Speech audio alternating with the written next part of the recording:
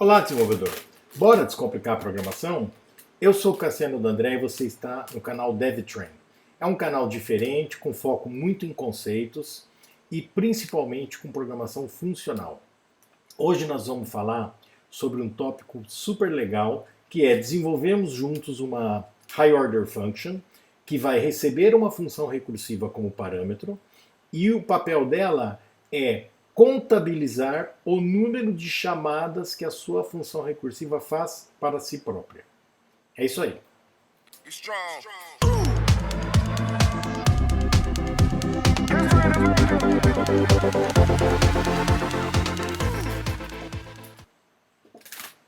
Nós vamos começar aqui chamando o ambiente do Dino. O Dino ele é um Node, né, um REPL de Node, similar ao do Node, que na verdade é melhor do que ele, porque ele tem syntax highlight, ele tem colorização do que você escreve, permite redefinir constantes, suporta nativamente o TypeScript, permite você editar comandos com múltiplas linhas com muito mais facilidade, coisas assim. Ó. Olha que fácil. Eu consigo alterar super facilmente. Então, sobre vários aspectos, ele é melhor que o Node, principalmente quando você está estudando tanto JavaScript quanto TypeScript. Muito bem, se você ainda não assistiu o vídeo sobre Memoization, assista agora. Eu estou disponibilizando o card acima. É um vídeo super interessante, onde você vai poder conhecer mais sobre essa incrível técnica que permite você, então, otimizar os seus próprios códigos, usando algo bastante simples, na verdade. Porém, quando nós fizemos esse vídeo, nós introduzimos essa função Fibonacci. Fibonacci é uma função simples, né? Reparem que tem uma chamada recursiva dupla, mas que esconde um terrível problema de performance. Vejam como ela é lenta ao você calcular o termo 37, muito lenta. E a gente não tem a menor ideia quantas vezes ela foi chamada. Então, o que eu fiz naquele vídeo? Eu introduzi um contador global chamado count. Eu alterei a nossa função Fibonacci incrementando esse count a cada chamada e criei uma versão Fibonacci com estatísticas que permite você então calcular o mesmo resultado, porém ele vai dizer quantas vezes finalmente ele chamou a função Fibonacci. E nós descobrimos que ele chamou 78 milhões de vezes para o termo 37, ou seja, um número absurdo. Memoization resolve esse problema, então ótimo que você já tenha assistido esse vídeo, mas me questionei, né? Será que a gente não conseguiria implementar uma high order function que fizesse a mesma coisa que eu precisei fazer manualmente, porém sem eu ter que alterar a minha função original? Esse era o meu desafio. Então eu quero compartilhar aqui com vocês os meus achados. Vamos lá. Primeira coisa que eu quero comentar, que no ambiente do Dino existe um contexto global representado por window, que é exatamente o mesmo objeto que contém o contexto global no navegador, no browser.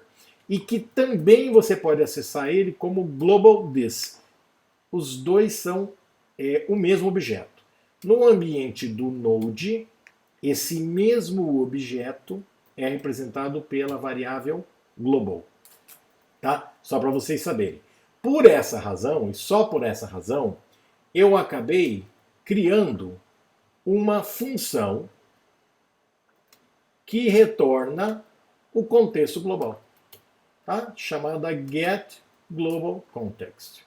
Tá? Me dá exatamente o contexto global de acordo com o ambiente que eu estou rodando. Vai rodar no browser, vai rodar no Dino, vai rodar no Node de maneira equivalente. Muito bem.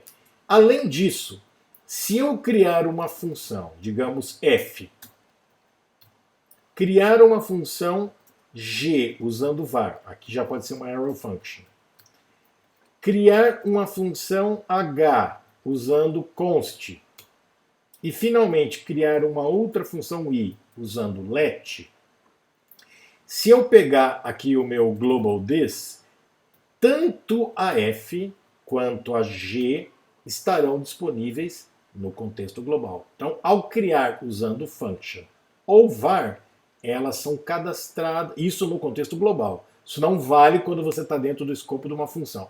Então, dentro do contexto global, você tem as duas disponíveis nesse contexto.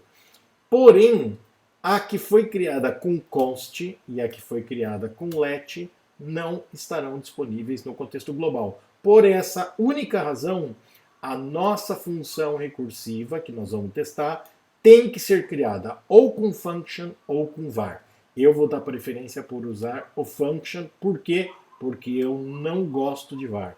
Eu aboli o var dos meus códigos, eu simplesmente não uso. Tá? Bom, dito isso, a nossa primeira tentativa de implementação, eu vou chamar novamente aqui o Dino, vamos recriar novamente a Global Context. A nossa primeira tentativa de implementação, que eu já adianto que não vai funcionar, é essa aí. Então vamos lá. Eu tenho uma função, High Order Function, que recebe uma função como parâmetro. Como é que eu usaria esta função? Então, imagina que eu tenho a função fatorial e eu quero calcular o fatorial de 5, 120. Como que eu usaria? Eu usaria assim.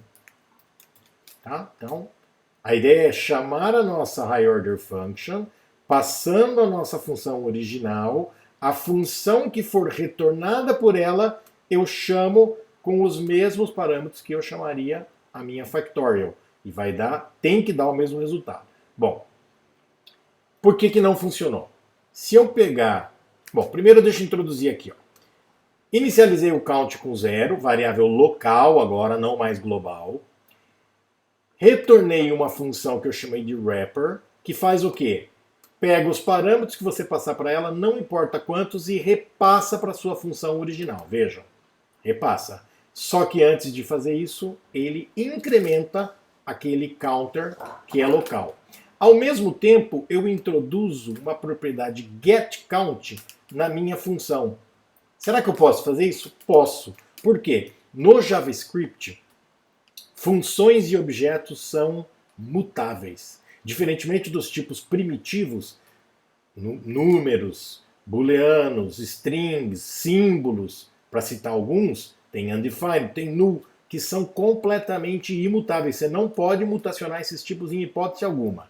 Muito bem. Funções podem ser mutacionadas. Então eu estou introduzindo uma propriedade getCount, que é uma outra função.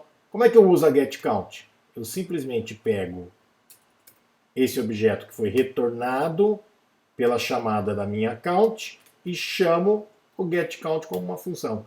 Não funcionou. Ele disse que eu fiz uma única chamada. Não é verdade. O fatorial chamou 5 vezes. Por que não funcionou? Porque quando eu faço essa execução aqui, eu de fato executo a sua função original. Fato. E eu contabilizo a contagem disso uma única vez. Por que a partir daqui ele não contabiliza? Porque essa chamada interna vai chamar a própria função, que não foi envelopada, vamos falar assim. Esse termo wrapper é mais no sentido de embalagem, né? Eu estou embalando a minha função nessa wrapper. Então o que acontece? Eu só embalo aqui dentro, mas aqui, por exemplo, não está valendo esse wrapper. Portanto, não funcionou. Qual seria, então, uma solução definitiva desse problema? Vamos lá. Então, vamos a uma solução que funciona. O que mudou? Introduzo a leitura do contexto global aqui dentro da minha função. Aquela minha wrapper, eu acrescentei só um sufixo, um prefixo, chamado inner, porque ela é uma wrapper interna agora. Ela é exatamente igual, mas ela é interna. A que eu vou retornar, a wrapper, será outra função. Tá? Por isso que eu mudei o nome. Muito bem. A função de dentro que eu vou retornar, que eu vou retornar, ela continua recebendo qualquer número de argumentos e dessa vez ele passa para a sua função original. Olha que legal. Quer dizer, a primeira chamada não será contabilizada, porque ele já vai chamar a sua função de fato. Por isso que eu introduzo inicializa o counter com 1, porque eu tenho que contabilizar essa primeira. Qual seria uma alternativa? Inicializar com 0 e ao invés de chamar essa função, chamar a inner wrapper. Teria o mesmo efeito. Você pode até fazer essa mudança, você vai ver que dá o mesmo efeito. Muito bem. Antes de chamar a nossa função, o que eu faço? Eu acesso o contexto global, localizo uma propriedade que corresponde ao nome da função. Opa, quer dizer que toda função JavaScript tem a propriedade name? Sim, com exceção dos métodos e das funções anônimas. As funções que você define no JavaScript, elas vão retornar a propriedade através da sua propriedade name, vão retornar o seu nome, como uma string. Muito bem.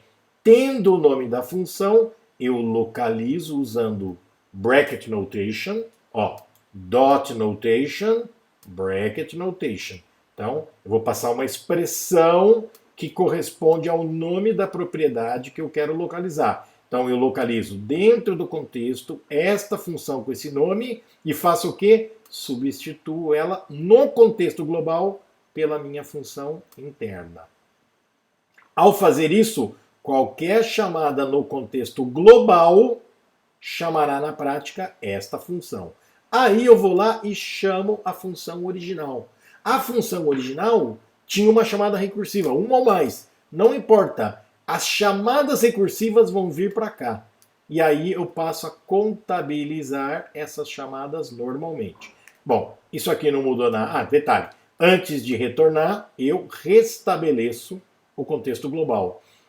Precisei salvar? Não, porque a função que você passou aqui como parâmetro, ela não mudou em momento algum. Lembrando que parâmetros não são const. É como se tivessem sido declarados implicitamente como se fossem let. Ou seja, se você quisesse, você poderia modificar, mas nós não modificamos. Note que em momento algum eu altero fn. Então eu posso seguramente restaurar a minha função, o meu contexto global, com SFN original que você passou lá. Então só vale durante a execução da minha função. Também introduz esse run with stats, que é uma maneira de eu poder rodar já com as estatísticas, e vamos fazer um teste com Fibonacci. Então vamos lá. Essa é a Fibonacci. Vamos pegar a versão que contabiliza os resultados e vamos rodar com 10, com 37, vocês vão ver que vai dar aquele número gigantesco.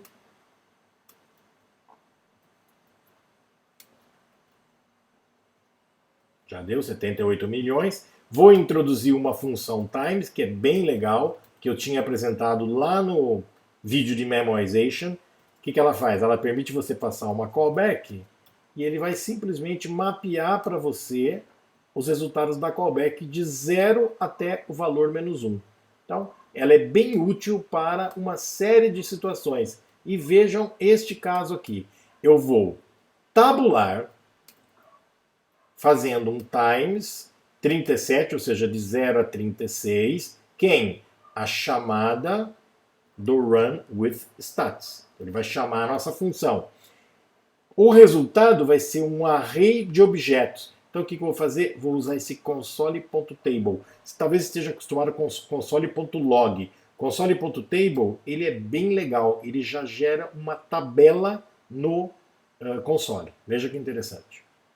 Então ele gerou uma tabela com os índices de 0 a 36, os argumentos também de 0 a 36, os vários valores de Fibonacci e o número de execuções de cada uma. Bom, para finalizar, eu vou só fazer a mesma coisa com fatorial. Então tá aí a nossa fatorial e vamos exibir a tabela com as chamadas de fatorial. Vejam como o fatorial cresce linearmente, diferente da Fibonacci, que é praticamente exponencial. Ainda assim, fatorial mereceria um memoization, tá? Porque ela é pouco inteligente, porque ela faz muito recálculo. Cálculos que ela já fez no passado, ela não armazena. Então, você acaba gastando muita CPU. Estou dando um exemplo, né? 2 exemplos de funções recursivas, mas vale para qualquer coisa, tá? Memoization não é só para funções recursivas. Muito bem. Este vídeo de hoje, ele então focou muito na questão de focarmos na High Order Function, explorarmos a High Order Function. Vimos aí que a gente pode trabalhar com esse contexto global a nosso favor, dadas aquelas limitações que eu já coloquei ali atrás. Se você curtiu esse vídeo, não deixe de dar o seu like, inscreva-se no nosso canal, compartilhe esse conhecimento com seus amigos, passe o link do nosso canal para os seus colegas de trabalho, os amigos de faculdade. A gente vai estar sempre trazendo novos conteúdos, muito foco no funcional, mas também vamos falar de outras coisas legais mais para frente. Vamos falar de TypeScript, Ruby on Rails, muito React, tá? Que é as coisas que a gente trabalha no dia a dia. Fique ligado, acompanhe o nosso canal, compartilhe o nosso conteúdo e a gente se vê por aí.